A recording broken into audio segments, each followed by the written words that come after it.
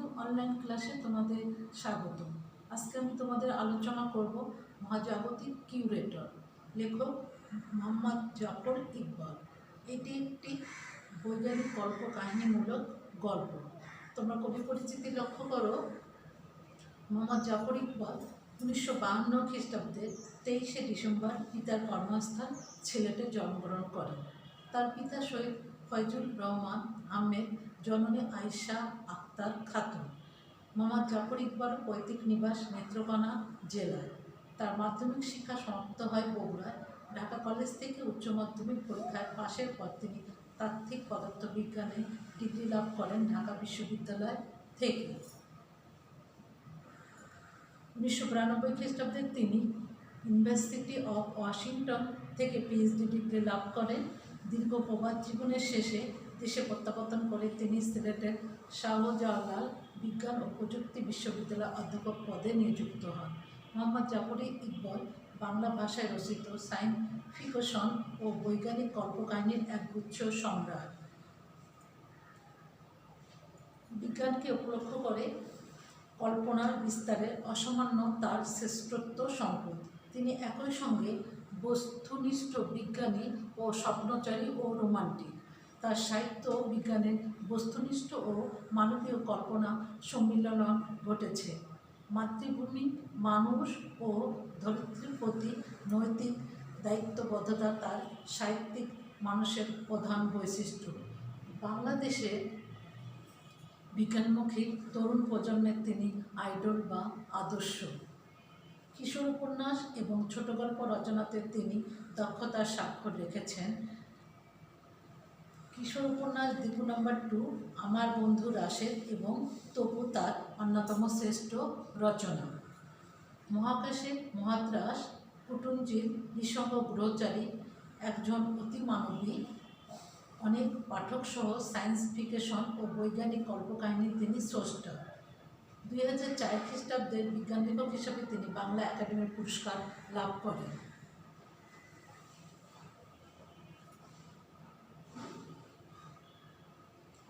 এখন আমি তোমাদের আলোচনা করব হলো গল্প মোহাম্মদ জাফর ইকবালের মহাজাগতিক কিউরেটর। আমি আগেই বলেছি এটি একটি বৈজ্ঞানিক কল্পকাহিনীমূলক গল্প। বৈজ্ঞানিক কল্পকাহিনী হলো এখানে লেখকের জীবনবোধের একটি চমৎকার প্রতিফলন ঘটেছে। দুটি কল্পিত চরিত্রের সংলাপের মাধ্যমে এখানে পৃথিবীর নানা ধরনের প্রাণীর বৈশিষ্ট্য ও পরিবেশ বিপর্যয়ের পিছনে মানব সৃষ্টির কারণগুলো ফুটে উঠেছে। নিজেদের জাদুঘর সমৃদ্ধ করতে আদর্শ প্রাণীর নমুনা সংগ্রহের জন্য মহাজাগতিক কাউন্সিলর থেকে দায়িত্ব পেয়ে 2 জন কিউরেটর সৌরজগতের তৃতীয় গ্রন্থ পৃথিবীতে আসে। আমি তোমাদের বলেছি যে পৃথিবীর শ্রেষ্ঠ প্রাণীর নমুনা সংগ্রহ করতে গিয়ে মহাজগৎ থেকে আগত মহাজাগতিক কাউন্সিলের 2 জন কিউরেটর কল্পিত চরিত্রের সংলাপের মাধ্যমে পৃথিবীর নানা প্রাণীর বৈশিষ্ট্য ও পরিবেশের বিপর্যয় মানব সৃষ্টির কারণগুলো এখানে ফুটে তোলা হয়েছে। আমি গল্প শুরু করব। দেখো, সৌরজগতের তৃতীয় গ্রহটি খুঁটিয়ে দেখে বেশ সন্তুষ্ট হলো। এখানে সৌরজগৎ বলতে আমরা কি বুঝি? সৌর অর্থ হলো সূর্য। যে জগৎ সূর্যকে ঘিরে যে জগৎ তৈরি হয়েছে সেটাই হলো সৌরজগৎ। তাই পৃথিবীকে সৌরজগতের তৃতীয় গ্রন্থ এখানে বলা হয়েছে। আমি বলেছি যে 2 জন কিউরেটর মহাজাগতিক কিউরেটর কাউন্সিলর থেকে পৃথিবীতে আগত হয়, তাদের সংলাপের মধ্যে এই গল্পটি রচিত হয়েছে। এখানে দেখো, প্রথম প্রাণীটি বলল যে এখানে প্রাণের বিকাশ হয়েছে। 2 জনের মধ্যে একজন বলল এখানে প্রাণের বিকাশ হয়েছে। হ্যাঁ, বেশ পরিণত প্রাণ, অনেক ভিন্ন ভিন্ন ধরনের প্রজাতি, একেবারে ক্ষুদ্র এক কুশি থেকে শুরু করে লক্ষ কোটি কোষের প্রাণী আমরা পৃথিবীতে দেখতে পারি। এক কোষি থেকে শুরু করে লক্ষ কোটি কোষের প্রাণী পৃথিবীতে আসে। দ্বিতীয় কিউরেটর দ্বিতীয় প্রাণীটি আরেকটি খুঁটিয়ে দেখে বলল, আসলে এটি জটিল প্রাণ নয়, খুব সহজ ও সাধারণ। সাধারণ কেন বলছো? তাকিয়ে দেখো, ভিন্ন ভিন্ন প্রজাতির প্রাণী। আমাদের পৃথিবীতে অনেক প্রাণী আছে, ভিন্ন ভিন্ন প্রজাতি। এক কিউরেটর আরেক কিউরেটরকে বলল, শুরু হয়েছে ভাইরাস থেকে। প্রকৃতিকভাবে ভাইরাস আলাদাভাবে প্রাণী বলা হয়। ভাইরাস হলো এমন এক প্রাণী যে নিজের কোনো প্রাণ নেই, কিন্তু সে অন্যের জীবদেহে এসে তার প্রাণ লক্ষ্য করা যায়। সেজন্য বলছে যে ভাইরাস আলাদাভাবে প্রাণহীন বলা যায় না, অন্য কোনো প্রাণীর সংস্পর্শে এলে তার জীবন লক্ষ্য করা যায়। তারপর রয়েছে এককোষী প্রাণী, পরজীবী, ব্যাকটেরিয়া। তারপর আছে গাছপালা, এরা এক জায়গায় স্থির, আলোক সংশ্লেষণ দিয়ে নিজের খাদ্য তৈরি করে নিয়েছে এরা। পদ্ধতিটা বেশ চমৎকার। গাছপালা ছাড়াও আছে কীট পতঙ্গ। তাকিয়ে দেখো কত রকম কীট পতঙ্গ আমরা দেখতে পারি। এই পৃথিবীতে ভাইরাস আছে, ব্যাকটেরিয়া আছে, অনেক রকম কীট পতঙ্গ আছে। পানিতে নানা ধরনের প্রাণীও আছে, তাদের বেঁচে থাকার পদ্ধতি ভিন্ন। ডাঙাতে নানা ধরনের প্রাণী আছে, কিছু কিছু শীতল রক্তের, কিছু কিছু উষ্ণ রক্তের। উষ্ণ রক্তের প্রাণীদের ভিতরে একটি, আবার বাইরে নিম্ন শ্রেণীর বুদ্ধির বিকাশও রয়েছে। কোথাও কোথাও প্রকৃতির নিয়মে এরা নিয়ন্ত্রণ করার চেষ্টা করছে, কিন্তু সব বাহিরে। এই ভিন্ন ভিন্ন প্রজাতি আসলে তাদের মৌলিক কোনো পার্থক্য নেই। আমরা প্রাণীগুলো দেখতে পারি, কিন্তু বাইরের সব পার্থক্য, কিন্তু ভিতরে কোনো পার্থক্য নেই। প্রথম প্রাণীটি বলল, আমি বুঝতে পারছি না তুমি কোন পার্থক্যের কথা বলছো। তুমি একটু খুঁটিয়ে দেখো এই ভিন্ন প্রজাতি কী দিয়ে তৈরি হয়েছে দেখো। তাই একজন কিউরেটর আরেকজনকে বলছে তুমি একটু খুঁটিয়ে দেখো যে এরা কোন কী দিয়ে তৈরি হয়েছে। প্রথম প্রাণীটি একটু খুঁটিয়ে দেখে অবাক শব্দ করে বলল, তুমি ঠিকই বলেছ, সব প্রাণীগুলো সব একইভাবে তৈরি হয়েছে। সব প্রাণীর মূল গঠনটি হচ্ছে ডিএনএ দিয়ে তৈরি। আমরা দেখেছি সব প্রাণী হলো মধ্যে ডিএনএ থাকে, তারা ডিএনএ দিয়ে তৈরি। সব প্রাণীর ডিএনএ একই রকম, সবগুলো একই বেস বা পেয়ার দিয়ে তৈরি, শুধু পার্থক্য বাইরে, ভিতরে সবাই একই রকম ডিএনএ বা পেয়ার দিয়ে তৈরি হয়েছে। সবচেয়ে সহজ ও সবচেয়ে জটিল প্রাণীটি একই রকম গঠন। প্রাণীটির বিকাশের নীলনকশা এখন ডিএনএ দিয়ে তৈরি করে রাখা আছে। কোনো প্রাণীর নীলনকশা সহজ, কোনো নীলনকশে একটু পার্থক্য। মানে এখানে বোঝাতে যাচ্ছে প্রাণীগুলোর বাইরেই শুধুমাত্র পার্থক্য, ভিতরে কোনো পার্থক্য নেই। ভিতরে সবাই একই ডিএনএ একই প্যাড দিয়ে তৈরি হয়েছে। হ্যাঁ, দ্বিতীয় প্রাণীটি বলল, আমি বিশ্ব ব্রহ্মাণ্ড সব গ্রহ নক্ষত্র ঘুরে সর্বশ্রেষ্ঠ প্রাণীর নমুনা সংগ্রহ করে নিয়ে যাচ্ছি, কাজটি সহজ নয়। তা বলছে আমি পৃথিবী ঘুরে সর্বশ্রেষ্ঠ প্রাণীটাকে নিয়ে যাব, এটার কাজটা কিন্তু সহজ নয়। এই গ্রহ থেকে সর্বশ্রেষ্ঠ প্রাণীটি খুঁজে বের করতে হবে। যেহেতু সবগুলো প্রাণীর গঠন একই রকম, কাজটি আরও কঠিন হয়ে গেল। সব প্রাণী যদি একই রকম গঠন হয়, তাহলে শ্রেষ্ঠ প্রাণী খোঁজা খুবই কঠিন হয়ে দাঁড়াবে, এটাই স্বাভাবিক। তাই একজন কিউরেটর আরেকজন কিউরেটরকে এই কথা বলছে। সময় নষ্ট না করে কাজ শুরু করা যাক। তখন একজন কিউরেটর আরেকজন কিউরেটরকে বলছে, সময় না দেখে কাজটা শুরু করা যাক। হ্যাঁ, এই ভাইরাস কিংবা ব্যাকটেরিয়া বেশ ছোট। তারা প্রথম প্রাণী বেছে নিল ভাইরাস। তা ভাইরাস দেখলো যে খুব ছোট, আর হলো এর গঠন সহজ, কিন্তু মাঝে মাঝে এদের মাঝে কোনো বৈচিত্র্য নেই, ভাইরাসের মধ্যে কোনো বৈচিত্র্য নেই। ঠিক, হ্যাঁ ঠিকই বলেছ। আবার হাতি বা নীলতিমি নিয়েও কাজ নেই, কারণ এদের আকার এত বেশি, সংরক্ষণ করা কঠিন হবে। তারা প্রথমে কী নিল, যে ব্যাকটেরিয়া বা ভাইরাস নিল, কিন্তু এদের মধ্যে কোনো বৈচিত্র্য নাই বলে তাদেরকে নেওয়া হলো না। এরপরে তারা কী নিল, হাতি বা নীলতিমি।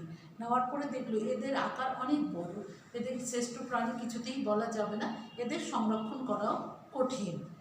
গাছপালা নেওয়ার প্রয়োজন নেই, কারণ এরা এক জায়গায় স্থির। শ্রেষ্ঠ প্রাণী হলে তো চলাফেরা করতে হবে, কিন্তু গাছপালা তো চলাফেরা করতে পারে না, তাই গাছপালা নিয়ে তো কোনো কাজ হবে না। তাই বলছে গাছপালা এক জায়গায় স্থির। যেখানে গতিশীল প্রাণী আছে সেখানে শ্রেষ্ঠ প্রাণী হিসাবে অন্য গাছপালাকে নেওয়ার কোনো অর্থই হয় না, যে এক জায়গায় স্থির থাকে। তাই গাছপালায় নেওয়া হলো না তাদের। এরপরে তারা কি করলো, এখন দেখা যাক তোমার এই প্রাণীটি সম্পর্কে তোমার কী ধারণা। আরেকজন কিউরেটরকে বলছে, তাহলে আরেকটা প্রাণী সম্পর্কে তোমার কী ধারণা। এটাকে বলা হয় সাপ। তাহলে সাপকে নেওয়া যাক পৃথিবীর শ্রেষ্ঠ প্রাণী হিসাবে। আরেকজন বলল, সাপ বেশ কৌতুক উজ্জ্বল, কিন্তু এরা সরীসৃপ প্রাণী। সাপ কি সরীসৃপ প্রাণী। সরীসৃপ দেহে তাপমাত্রা নিয়ন্ত্রণ হয়, ঠান্ডার মাঝে এরা কেন যেন স্থির হয়ে পড়ে, ঠান্ডার মধ্যে এরা কী হয়, স্থির হয়ে যায়। তাই তাই সাপকেও নেওয়া হলো না। প্রাণী জগতের সরীসৃপ প্রাণী একটু পিছিয়ে পড়া প্রাণী। আমরা দেখলাম যে সাপ একটু পিছিয়ে পড়া প্রাণী জগতের মধ্যে, সাপ একটি পিছিয়ে পড়া প্রাণী। ঠিকই বলেছ। তবে সরীসৃপ নিয়ে কাজ নেই, তাহলে সাপ নিয়ে কোনো কাজ হবে না। পরের প্রাণীটি তারা খুঁজে বেড়ার জন্য দুজন গেল। প্রথম প্রাণীটি বলল, আমার একটু প্রাণী খুব পছন্দ, এটাকে বলে পাখি। এরা তারপরও পাখিকে পছন্দ করে নিল। বলল, কি চমৎকার, আকাশে উঠতে পারে। দ্বিতীয় প্রাণীটি বলল, হ্যাঁ, আমারও এটি বেশ পছন্দ হয়েছে, কিন্তু এই প্রাণীটি কি নিতে পারবো? তবে কি?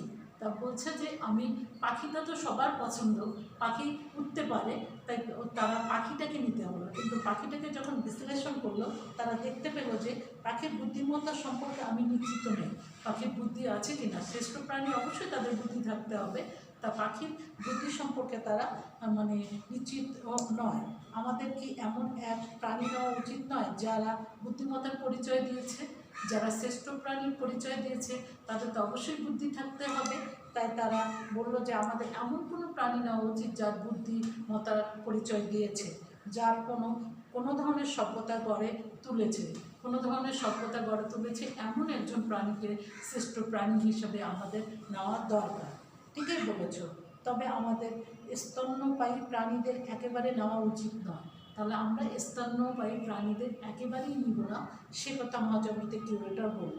এখন দেখা যাক স্তন্যপায়ী প্রাণী কি সুন্দর হলুদ মাঝে কালোর ডোরাকাটা নাম লেখা বাঘ। হ্যাঁ, ঠিক প্রাণীটি চমৎকার, কিন্তু এটি একা একা থাকতে পছন্দ করে, এটি সামাজিক প্রাণী নিতে পারি না। তখন দুজন কিউরেটর বলছে, ডোরাকাটা বাঘ যদি নেই তাহলে তোরা পরিবেশে বসবাস করতে পারবে না, বাঘ তো মানুষকে খেয়ে ফেলবে। আমরা এমন শ্রেষ্ঠ প্রাণী বাঁচবো যেটা সামাজিকভাবে বসবাস করতে পারে। তাই কুকুরকে নিলে কেমন হয়? এরা একেবারে একের সাথেই থাকে, দল বেঁধে ঘুরে বেড়ায়, কুকুর দল বেঁধে ঘুরে বেড়ায়। প্রথম প্রাণীটি বলল, মানুষকে পোষ মানিয়ে রেখেছে। মানুষ কি করেছে? কুকুরকে পোষ মানিয়ে রেখেছে, এদের নিজস্ব সক্রিয়তা হারিয়ে ফেলেছে। শ্রেষ্ঠ প্রাণী হলে তার অবশ্যই সক্রিয়তা থাকতে হবে, কিন্তু কুকুরের সক্রিয়তা নাই, তারা কি করেছে? নিজের সক্রিয়তা হারিয়ে ফেলেছে। ঠিকই বলেছ। গৃহপালিত প্রাণী, কুকুরের কোনো সক্রিয়তা নাই, আমরা জানতে পারলাম এই প্রাণী নেওয়া প্রয়োজন নেই। এরপরে আসলো হরিণ নিলে কেমন হয়?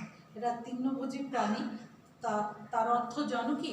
এবার বললো যে আমরা হরিণকে বেছে নিব পৃথিবীর শ্রেষ্ঠ প্রাণী হিসাবে, কিন্তু দেখা গেল হরিণ কি?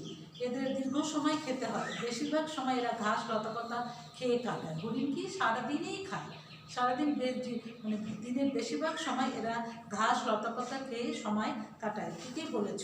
আমরা দেখেছি কোনো প্রাণী পছন্দ করতেই পারছি না। আমরা একটা জিনিস মনে হচ্ছে কি, এই গ্রহটিতে যে প্রাণীটি সবচেয়ে বেশি আলোড়ন সৃষ্টি করছে, সেই প্রাণীটি নিলে কেমন হয়? তা বলছে এই পৃথিবীতে যেটা সবচেয়ে বেশি আলোড়ন সৃষ্টি করেছে, সেই প্রাণীটা নিলে কেমন হয়? সেই প্রাণীটি কোন প্রাণীর কথা বলছো? আরেকজন কিউরেটরকে বলছে, তুমি কোন প্রাণীর কথা বলছো? মানুষ। তখন একজন কিউরেটর আরেকজন কিউরেটরকে দুইবার বললো, মানুষ। হ্যাঁ, দেখো এরা একটা সামাজিক ব্যবস্থা আছে, সমাজবদ্ধ হয়ে থাকে। মানুষ সামাজিক জীব, তারা সমাজবদ্ধভাবে বসবাস করে, সেই কথাই বললো। এদের কেউ শ্রমিক, কেউ সৈনিক, কেউ বুদ্ধিজীবী। কেউ বুদ্ধিজীবী। ঠিকই বলেছ। এই দেখো, শহর বন্দর নগর তৈরি করেছে, কত বিশাল নগর তৈরি করেছে মানুষ। দেখা গেল মানুষের কর্মপ্রতিভার ফলে তারা ঘরবাড়ি বানিয়েছে, তারা নগর তৈরি করেছে, বন্দর তৈরি করেছে মানুষের কর্মপ্রতিভার ফলে। শুধু তাই নয়, এরা দেখো চাষবাস করছে, পশুপালন করছে। যখন কোনো সমস্যা হয় তখন এরা দলবদ্ধভাবে সেটা সমাধান করার চেষ্টা করে। ঠিক আছে, মানুষ পৃথিবীর শ্রেষ্ঠ জীব। এরা কোনো সমস্যায় হলে সবাই মিলে দলবদ্ধভাবে সেটা সমস্যা সমাধান করার চেষ্টা করে। নিজেদের সভ্যতা গড়ে তোলার জন্য এদের কত আত্মত্যাগ রয়েছে দেখেছো। কিন্তু আমার একটা জিনিস মনে হচ্ছে কি, তুমি কি সত্যি বিশ্বাস করো মানুষ এই গ্রহের শ্রেষ্ঠ প্রাণী? আরেকজন কিউরেটর বললো, তুমি কি সত্যিই বিশ্বাস করো মানুষ এই গ্রহের শ্রেষ্ঠ প্রাণী? তুমি কেন এটা জিজ্ঞেস করছো? এই পৃথিবীর দিকে তাকাও, দেখছো বাতাস কত দূষিত পদার্থ, বাতাসের ওজোন স্তর কেমন শেষ হয়ে যাচ্ছে, দেখতে পাচ্ছ? গাছ কেটে কত বিস্তীর্ণ এলাকা ধ্বংস করে ফেলেছে। মানুষ কী করে, যে গাছপালা কেটে যে হলো তাদের পরিবেশ নষ্ট করে, এই কথায় কিউরেটর আর এক কিউরেটরকে বলছে এরা সব কি করেছে মানুষ? হ্যাঁ, কি আশ্চর্য, আমি ভেবে পাচ্ছি না এরা বুদ্ধিমান প্রাণী। এরা যদি বুদ্ধিমানই হয় তাহলে গাছপালা কেটে পরিবেশ ধ্বংস করা, এই কথাই বলছে যে এরা কীভাবে বুদ্ধিমান প্রাণী হতে পারে। এরা একে অন্যের উপর নিউক্লিয়ার বোমা ফেলছে, এরা কারণে অকারণে একজনের উপর আর একজনের বোমা ফেলছে। তোমরা জানো এক জায়গায় যদি বোমা ফেলানো হয় তাহলে 20 বছরও সেই জায়গায় ফসল বা কোনো গাছপালা জন্মিবে না। তাহলে মানুষের যে বোমা ফেলে ক্ষতি করছে, যুদ্ধ করে আরেকজনকে ধ্বংস করে ফেলছে, সামান্য কারণেই একজন আরেকজনকে তারা ধ্বংস করছে, প্রকৃতিকে এরা দূষিত করে ফেলছে। ঠিকই বলেছ। প্রাণীটি কিছুক্ষণ বেশ মনোযোগ দিয়ে মানুষকে লক্ষ্য করলো, তারপর প্রথম প্রাণীটি বলল, না, মানুষকে নেওয়া ঠিক হবে না। যারা পরিবেশকে ধ্বংস করে, যারা নিজের ওজন স্তর আস্তে আস্তে বিলুপ্ত করে দেয়, তাদেরকে নেওয়া ঠিক হবে না। এরা মাত্র 2 মিলিয়ন বছর আগে জন্ম নিয়েছে। মানুষ মাত্র 2 মিলিয়ন বছর আগে জন্ম নিয়েছে, কিন্তু এদের মাঝেও শুধু নিজেকে বিপন্ন করেছে তাই নয়, পুরো গ্রহটাকে তারা ধ্বংস করে ফেলার অবস্থা করে ফেলেছে। মানুষ পরিবেশ আশেপাশে গাছপালা কেটে পুরো পৃথিবীটাকে বিপর্যয় করে ফেলেছে, এদেরকে নেওয়া ঠিক হবে না। দ্বিতীয় প্রাণীটি বলল, মহাজাগতিক কাউন্সিলর আমাদের কিউরেটরের দায়িত্ব দিয়েছে। মহাজাগতিক কিউরেটর কী করেছে, যে তাদেরকে দায়িত্ব দিয়েছে হলো শ্রেষ্ঠ প্রাণীর নমুনা সংগ্রহের জন্য। আমাদের খুব চিন্তা ভাবনা করে প্রাণী বেছে নিতে হবে। একজন আরেকজনকে বলল, আমরা খুব চিন্তা ভাবনা করে প্রাণী বেছে নিব। এই সুন্দর গ্রহ থেকে সব রকম ধ্বংসকারী প্রাণী আমরা নিয়ে যেতে পারি না, কিছুতেই নিতে পারি না। আমরা এই পৃথিবী থেকে ধ্বংস প্রাণী নিয়ে যেতে পারি না শ্রেষ্ঠ প্রাণী হিসাবে। তারপরে বলল কি, প্রাণী দুটি কিছুক্ষণ চুপ করে থেকে হঠাৎ প্রথম প্রাণীটা আনন্দের ধ্বনি দিয়ে উঠে, আনন্দের ধ্বনি দিয়ে চিৎকার করে ওঠে। দ্বিতীয় প্রাণীটি অবাক হয়ে বলল, কি হয়েছে? আমি একটি প্রাণী খুঁজে পেয়েছি। এরাও সামাজিক প্রাণী। এরাও কি সামাজিক প্রাণী? এরাও দল বেঁধে থাকে। এদের মাঝে শ্রমিক আছে, সৈনিক আছে। বংশ বিস্তারের জন্য চমৎকার একটা পদ্ধতি আছে।